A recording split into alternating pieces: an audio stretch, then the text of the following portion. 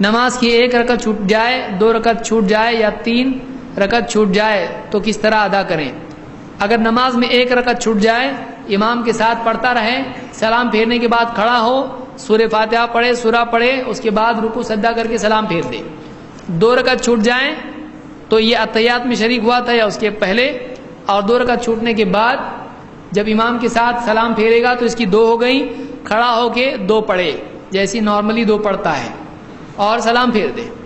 اگر 3 رکعت چھوٹ گئی ہیں تو 1 ملی ہے، اب دوسری شروع ہوگی سلام کے بعد، دوسری رکعت پڑھنے کے بعد بیٹھے گا اتحیات میں، اتحیات پڑھنے کے بعد کھڑا ہوگا، سورہ پہلی میں بھی پڑھا تھا، پھر سورہ فاتحہ پڑھے گا، سورہ پڑھے گا، یہ ہے تیسری، اس کے بعد رکوع سجدہ کرے گا، پھر کھڑا ہو جائے گا، چوتھی، سورہ فاتحہ پڑھے گا، رکوع کرے گا، سجدہ، اتحیات، سلام۔ پھر سے سنیے،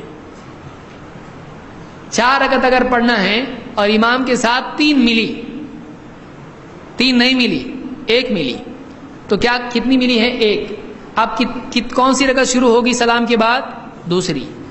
دوسری میں سورہ فاتحہ سورہ پڑھے گا اور اس کے بعد رکوع سجدہ کرے گا۔ دوسری کے بعد کیا کرنا پڑتا ہے؟ اتحیات پڑھے گا، اتحیات سے کھڑا ہو جائے گا۔ اس کی سورہ فاتحہ کے بعد کتنی صورتوں میں سورت پڑھا اس نے؟ 1 ہی بار۔